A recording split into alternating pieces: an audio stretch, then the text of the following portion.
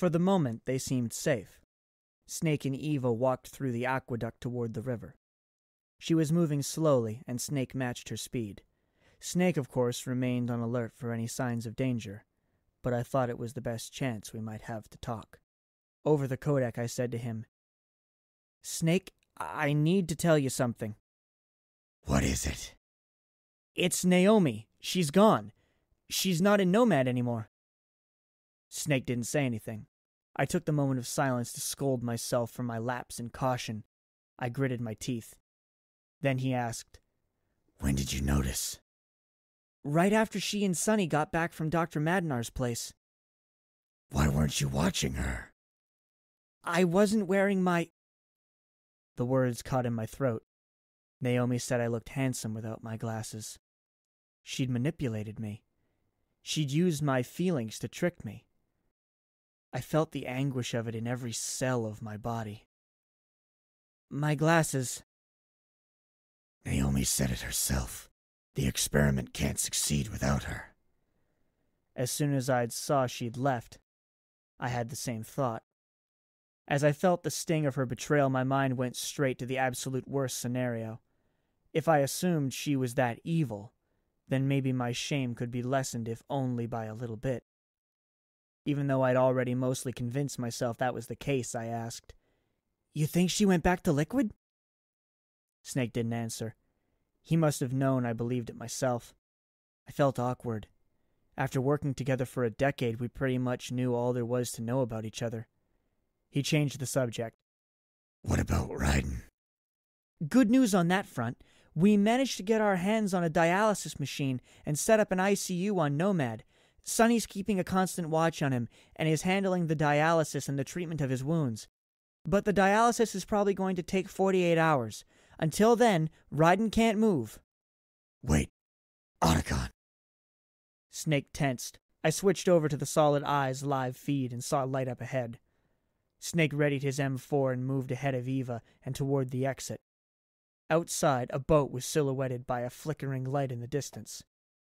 Was it the cruiser with Big Boss's Ark? Snake advanced.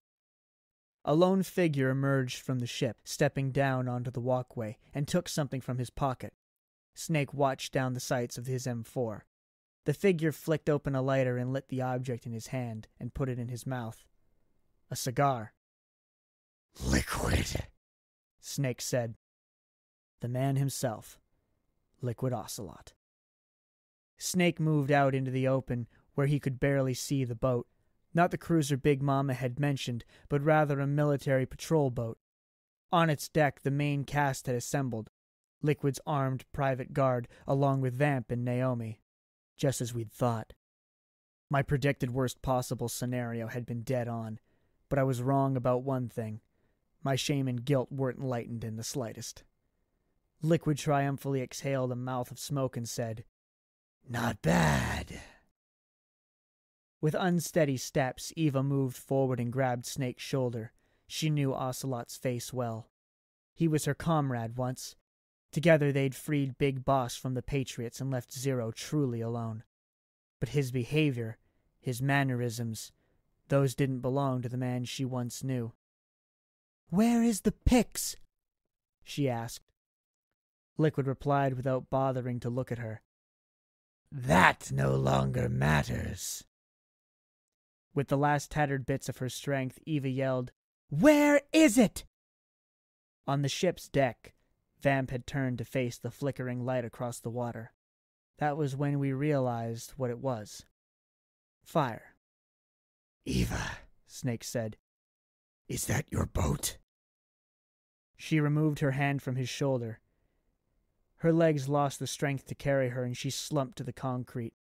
Keeping his M4 aimed at Liquid, Snake glanced down at Eva, now on her knees within a slowly spreading pool of blood, her face lit by the flickering light of the sinking cruiser's blaze.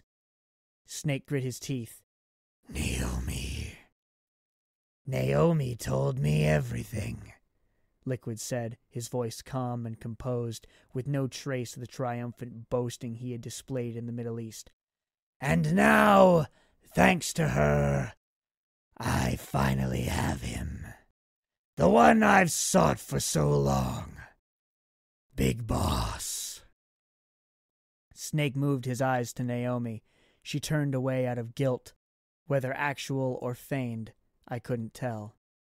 So put down the gun, Liquid said. It's already too late.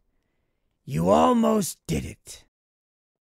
Half a dozen of Liquid's elite guards in power assist armor similar to Snake's sneaking suit appeared from below deck. Snake lowered his weapon. Exuberance edged into Liquid's voice. Looks like I win after all, brother. He let out a puff of smoke. This brand was Father's favorite. What do you say? Care for one last smoke? You think you're big boss now? Liquid blew smoke into Snake's face. Now he was just being childish. Snake coughed. Guilty as charged. He tossed the cigar to the ground. But all that ends today. As Liquid put out the cigar with his boot, Snake raised the M4 and aimed at him. But before he could squeeze the trigger, Liquid had stepped to the side. In one swift movement, he lunged forward and stole the gun out of Snake's hand. He pulled out the M4's magazine and ejected the chamber shell. At the same time, Snake drew his operator, but Liquid just snatched it away. In a flurry of elbows and knees, Snake was sent to the ground. Nice try, brother, but when it comes to CQC, I've got the upper hand. The private guard stepped out of the boat and encircled Eva and the disarmed and powerless Snake. Then Liquid pointed the operator at its owner's face. Snake looked his brother in the eyes. So this is it, he must have thought.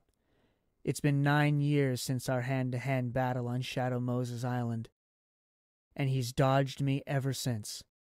I shot down his hind D, threw him from the top of Metal Gear Rex, killed him with Fox Die, but each time he found a way back to life and back in my face. I don't think I'll be so lucky. But Liquid turned the operator aside and threw it into the river. Why won't he kill me? Does he just want to prolong his enjoyment? Or is there some reason he needs me alive? Snake glared at Liquid. Even if you do get a hold of the system, you'll only have one part of the Patriots AI. The military part. Liquid shrugged. What of it, brother?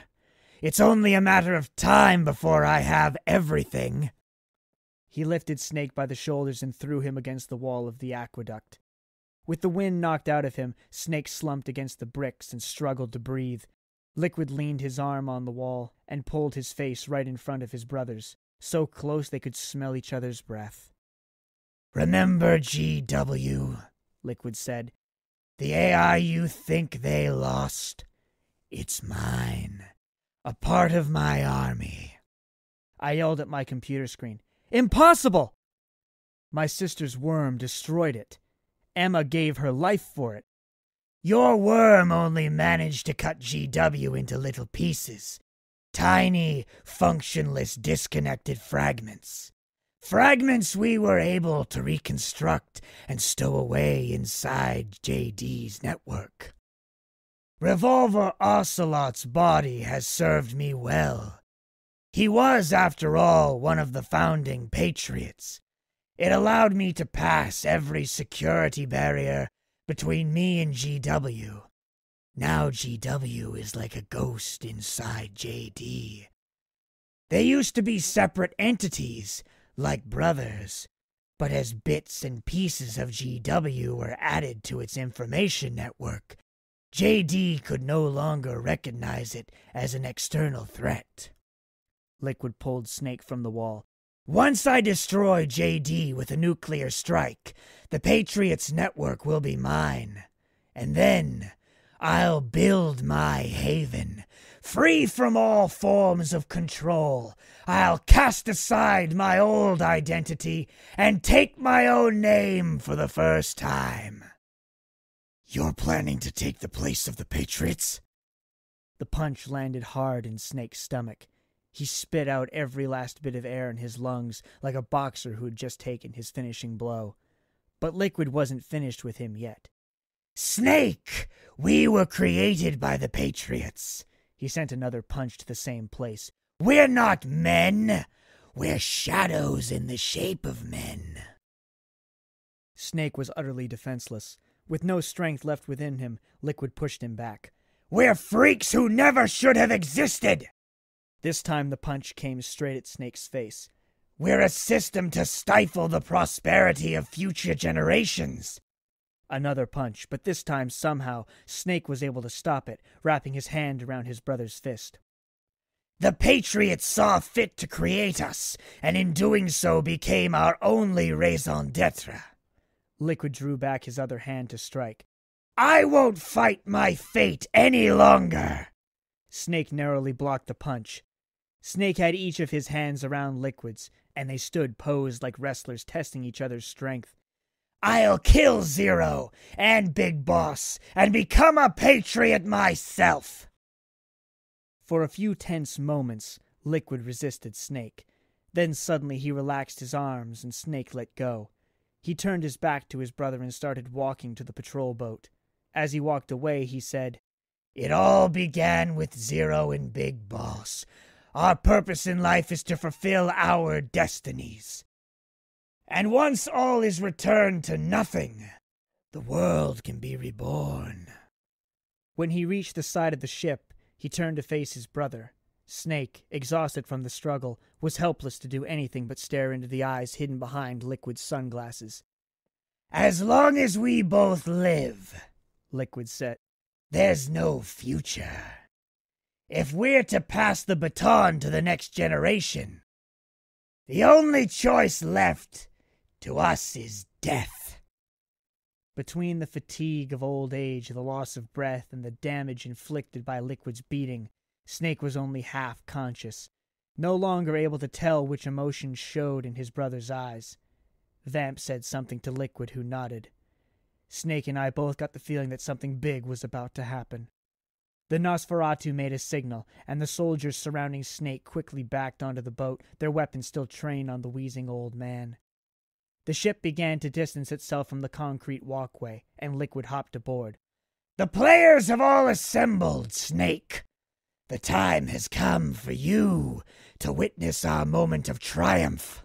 Snake could only watch as the boat withdrew to the river. Liquid stood on the deck, his arms crossed, the wind across the water blowing his, that is to say, Ocelot's, long gray hair. Naomi stood beside him, her eyes brimming with sadness, settled on Snake. Then a bright light flooded on everything. Liquid's ship was in the dead center of the river when the beams of light hit it from all directions. American helicopters hovered in the night sky, their floodlights aimed at the patrol boat. In an instant, the pitch dark of the city transformed into the glare of a concrete arena. "Hold it right there, Liquid!" Meryl's amplified voice, practically a howl, echoed off the bridges. Her shout came from a line of 5 American patrol boats that blocked the width of the river as they sped towards Liquid. A similar force blocked the other side. U.S. forces poured across both shores of the river and the bridges to either side of Liquid's boat. In an instant, the bridges were covered with APCs, Jeeps, and Humvees with mounted heavy machine guns, so many that the combined weight of troops and equipment might send the beautiful stonework crumbling into the river. "Drop your weapons and stand down! Now!" The roar of whirring rotors multiplied. Liquid looked up to see a fleet of helicopters bearing down on him, of such number he might have found it a bit ridiculous. And most of them had sharpshooters on deck. They were like a swarm of flies buzzing in circles around Liquid's ship. Liquid was ecstatic, like a struggling artist finally thrust into the limelight. His boat made a loop in the center of the river while Meryl led her ships to the dock near Snake and Eva. Snake put his arm around Eva's waist. He led her onto the Rat Patrol's ship and past Ed and Jonathan, who stood guard. As for Akiba, he was slumped at the edge of the deck, taken out of commission by seasickness. "All of you," Meryl shouted, "drop your weapons and put your hands up!" Snake kept on telling her to stop, to run, but his voice was drowned out by the cacophony of rotors and engines. Or perhaps she did hear him but chose to ignore his pleas. She believed her show of force would meet with certain success. She piloted the boat after Liquid, moving in for the arrest. The horde of machines howled from the land and the sea and the air. To the pilots and snipers, Liquid, bathed in the searchlights, must have looked like a helpless man surrounded by 100 wild beasts. Liquid took a deep breath. It was like the pensive moment when a musician pauses before his audience before launching into his most beloved song with no introduction. He raised his right arm. His fingers formed an imaginary gun, as if he were a child playing pretend. He pointed its barrel at one of the helicopters. Bang! What the hell was he doing? At first, nobody, not Merrill or any of the American soldiers, knew what the gray-haired old man was trying to accomplish with his childlike display. He kept pointing his fingers at the helicopters. Bang, bang, bang. The first to notice something amiss was the pilot of the first helicopter, shot down by Liquid. All of the chopper's instruments simultaneously went black, and the navigation display in his headset winked off. Within moments, he realized the control stick had ceased to have any effect. One after another, the helicopters lost control and were thrown into erratic spirals. The following vehicles made a sad, absurd dance. The first scream came from the same pilot. Metal Slave 1 has lost control. We're going to crash. The SOP's tactical link was flooded with a continuous noise of shrieks and cries, with new voices coming in waves, filling in for the ones that fell silent. Liquid aimed at a soldier on the bridge. Bang! His target groaned and collapsed to the ground. The Marines next to the fallen man didn't know what had happened. Merrill yelled, "Fire!" The U.S. forces raised their weapons in unison and squeezed their triggers. Click. The metallic chorus rang through the night sky. Scores of weapons were pointed at Liquid's boat, from small arms to light machine guns, to the Humvee-mounted large-caliber guns, but none with a hammer willing to fulfill the needs of the inhabitant of the chamber. Merrill went pale. What? She stared at the Desert Eagle in her hands. Reflexively, she checked its mechanical safety, even though she already knew it was off. It was. Finally, she realized what was happening. Her patrol boat was slowing down, its engine no longer running. In the distance, an explosion violently blossomed. One of the helicopters had crashed. "The system is mine!" Liquid boomed. His personal guard opened fire from the deck. This time the attack was with real guns and real bullets. The other helicopters lost their battle against gravity, crashing into the buildings and streets. Amid the thunder of explosions, the helpless soldiers were cut down by the onslaught of lead. The ones who reacted quickly enough to get behind cover experienced the world falling apart. Their suppressed and compressed residual emotions, suddenly given free rein, became a raging storm battering at their nervous systems. Blood streamed from their ears as they vomited relentlessly into their masks. With hands on their heads, the soldiers screamed unintelligibly, their wailing every bit as loud as the gunfire. They convulsed like wind-up toys. Everything crumpled. Consciousness, meaning, the world, the landscape, words, into grains of sand blowing in the wind. Most of the fighters hadn't made it to cover behind their vehicles. They either collapsed on the spot into a twitching mass, threw themselves over the guardrail, or were shot in the back. Liquid pointed 4 fingers straight out and mimicked a Gatling gun with each hand. He started with the ships to his left and right. He aimed at them. Bam, bam, bam, bam, bam, bam. His arms shook with mock recoil. The ship's engines exploded. The searchlights were destroyed by the blasts, but the flaming wreckage lit the river orange, painting a beautiful light on the canvas of the water's surface. Next were the vehicles on the bridges and riverbanks. Liquid swept his arms in a 180-degree arc. Bam, bam, bam, bam, bam, bam, bam, bam, bam, and the vehicles launched into the neat, orderly line of explosions. The grenades and ammunitions of soldiers caught in the fire ignited, and the earth looked as if it had been napalm bombed. The city burned. Golden embers fell from the sky like snowflakes. Liquid raised his arms and bellowed in triumph. "Do you see this, Zero? We are victorious!" This would only be the first of the flames. These deaths were only the beginning. The bigger fire was coming, and it was coming soon. "These are the guns of the Patriots!" Like the rest of the soldiers, Ed, Jonathan, and Merrill were fighting off the crushing weight of their emotions and the destruction of their nervous systems. They were helpless to fight back, and the two large men had taken bullets from Liquid's men and fell to the deck. Merrill called their names. Ed and Jonathan couldn't do much but moan through the pain. At least that meant they were still alive. Amid the crumbling world, Merrill lifted herself up onto one knee and managed to find her balance. She withdrew a combat knife from a sheath on her hip. A knife didn't have any clever mechanisms. There weren't any ID tags, just a blade, a primitive instrument to cut and slice and take the lives of its victims. Simple and beautiful. True. Merrill held it at the ready and glared at Liquid's boat, drawing ever closer. But still her mind hung by a thread. The thread snapped. Somebody shouted, "Merrill, get down!" Somewhere in her hazy thoughts, she might have wondered, was it Snake? But she and everything and everyone she knew fell apart. In that state she couldn't parse the command, let alone follow it.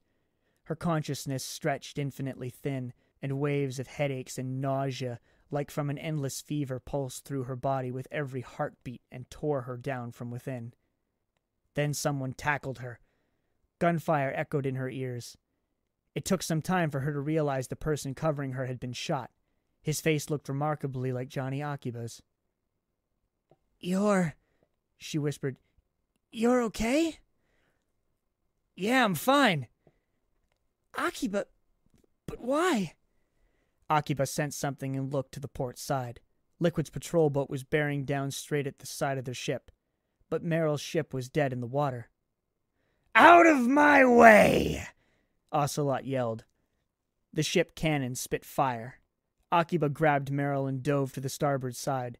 In that instant, the port side of the boat was blown to pieces. The blast flung the two to the opposite side. Jonathan and Ed fell into the river where they floated. Akiba made a quick decision and dove into the water with Merrill in his arms. Just before the explosion, Snake was about to use Naomi's auto-injector to alleviate the system's interference with his nanomachines. But when the shell tore a hole into the side of the ship, he was knocked back, and his only salvation slipped from his hand and onto the deck.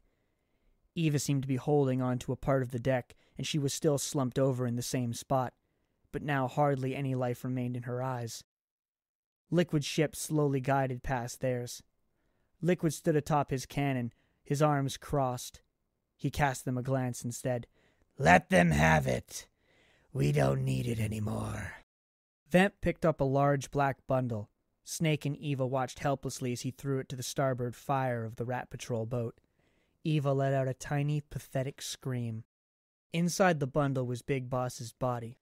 Disconnected from life support, it was likely no longer alive. The corpse rolled to a stop inside the blaze. Its skin began to wither and shrink in the flames.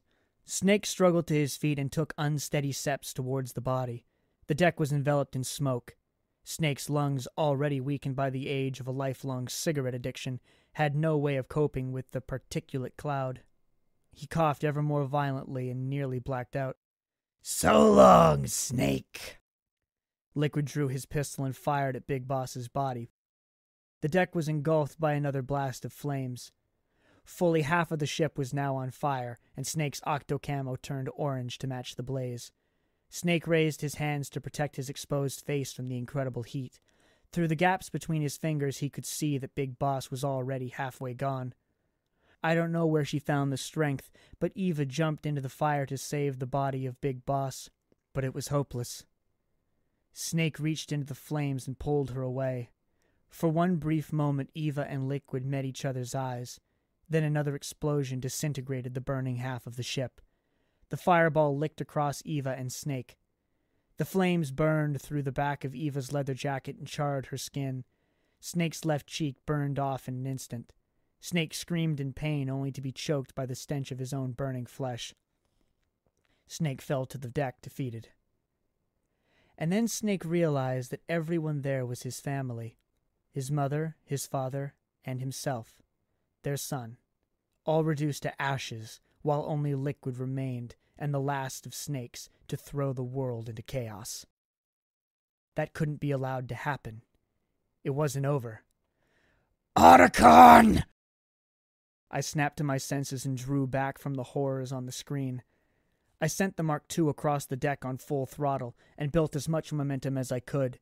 It rolled past Snake and Eva, aimed directly at the back of Liquid's boat. I jumped. I engaged the stealth mode in midair, and when the tiny stowaway landed on Liquid's deck, no one noticed. The city was filled with light. Not daylight. Helicopter crash sites blazed like bonfires. Columns of black smoke rose in the gaps between the roofs. The roar of noise, cries, curses, gunfire, and explosions had fallen silent. There were more men dead than alive. When the nanomachines threw their bodies and minds into disorder, they were rendered incapable of firing a single bullet in their defense. The soldiers faced down a whirlwind of automatic fire.